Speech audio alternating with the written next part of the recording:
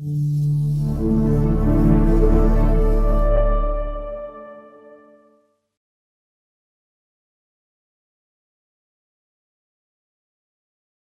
me show you a step-by-step of a clinical case of mine. Okay, so here's a lower molar from sort of beginning the before and the after.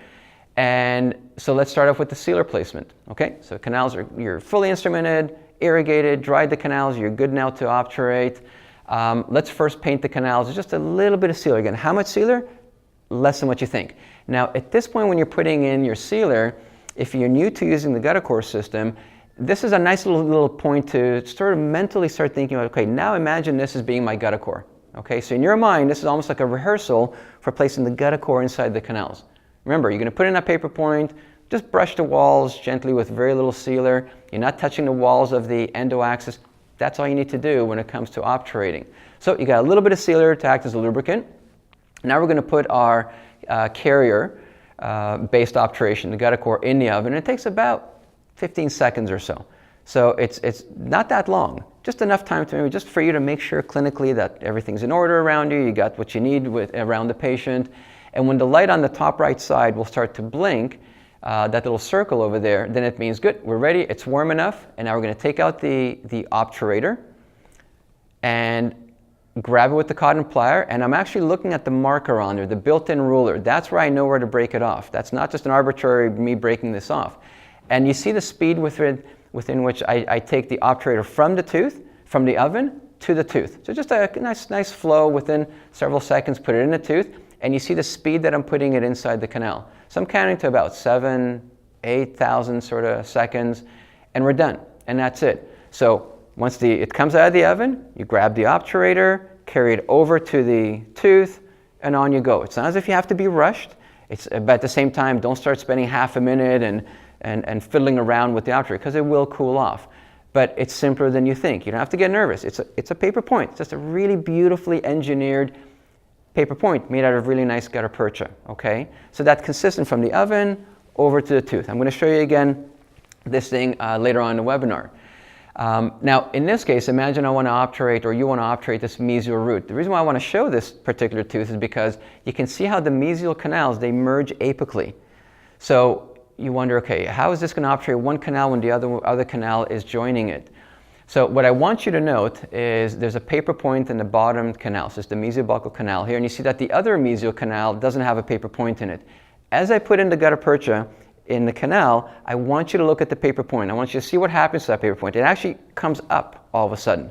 And the reason for that is because as it fills the one mesial canal which joins the other, instead of extruding apically, if you have a good apical stop, you obturate the one mesial canal, it'll already start to backfill the other mesial canal, and that's why the paper point is going to actually rise up. So let me show you this thing. So here I am.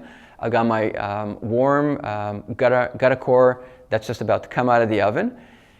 Cotton pliers, never use your fingers. You never use your fingers to carry paper points, right? So why would you ever do that with a carrier-based obturation system? So here I am with the GuttaCore, broke off the handle. Watch the paper point as I'm obturating one of the mesial canals. So see, as I obturate one, all of a sudden the paper point comes out of the other one. Beautiful. I love seeing this. Okay? That's how nicely this fills all little nooks and voids and all that, and it starts to backfill the other canal. Take out the paper point, great, we can go in there and obturate the other one. Notice as I'm zooming in with the microscope into that unobturated canal or partially obturated canal, you can actually look inside. You see that little white area? That's the obturation already filling the second canal. Okay? So imagine both canals are 20 millimeters length individually. Well, we've obturated one to 20 millimeters, and let's say it backfilled the other one to about 5 millimeters or so. But you may not know this, and you'd wonder, well, what happens now? So now I'm worried if it's not 20 millimeters anymore, and I'm going to put my GuttaCore to 20 millimeters, am I going to extrude stuff out the apex? One of the beauties, additionally, with the system is that will not happen, because let's say now that second canal is partially filled, as you see over here, and instead of being 20 millimeters long, let's say it's 15 millimeters long. Well, what happens, because now you're obturating with GuttaCore, which is all gutta percha, it is all warm. What happens is, as you're obturating the canal, you have no idea how far it should go or where it'll stop. Once it meets resistance, let's say in this case at 5 millimeters, once it meets that resistance apically, then it flows coronally. That's it. It's all warm. It's not as if it's a plastic-based carrier system where no matter what, you're going to shove that thing in there to fit the 20 millimeters. Now, you'd be more likely to push stuff out the apex. Or if you're using a down pack technique where you have your pre-fitted metal plugger, whether it's night tie or stainless steel, you're going to pre-fit that thing to about 4 or 5 millimeters of the working length, and that's where, again, you're more likely to actually push stuff out the apex, because you're going to shove that thing in there even if it shouldn't be obturated to that length. So, as almost like a safety feature, if that second canal is already partially obturated, don't worry, you don't even have to know if it is or it isn't. Just obturate it to where it'll go. Once the GuttaCore reaches that resistance, it'll backfill because it's all soft. So it's a really, really nice system. And I love highlighting here how the paper point just comes out coronally. So we've obturated that canal. You saw how quick that was to obturate the canal. Again, no gimmicks. This is beautifully simple. So how to remove the GuttaCore carrier that's now in the pulp chamber? This is how you do it. It's very simple. Spoon excavator, sharp spoon excavator. So you're going to go in there with an apical into the orifice, apical lateral pressure. It's going to sort of snap off there. So you need a sharp spoon excavator. If it's not that sharp, then it may not work that easily. But I don't recommend using a hot instrument. I don't recommend using a high-speed burr or anything like that. Just sharp spoon excavator. Some people I know would heat up the instrument if they want. I don't, because at this point I want to let the GuttaPercha, the excess GuttaPercha, just cool off. To cool it off, either just let it cool off as you see right here in the video, or you can blow some air from your air syringe if you wish. But you'll notice now how in real time it's cooled off enough where I can just flake that thing off. Really, really simple, nothing fancy. And then after that, for even sort of more fine removal of the GuttaCore, I like to use a large round slow speed burr. Very, very gentle sort of polishing of the floor. I'm not here to remove dentin by any means.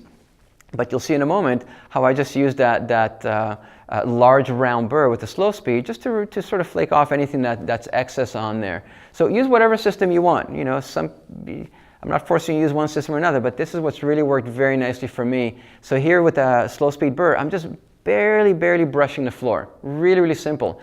And in the end, this is what we get. So you see on the bottom left image there, nice clean floor. That is obturation with GuttaPercha. That's it. It's not sealer with a tiny little GuttaPercha. It is GuttaPercha obturation in 3 dimensions. Look how nice, clean, and simple that is. And again, no gimmicks. We just did a molar. And that's with me telling you all the step by step. Imagine you could just fly right through it.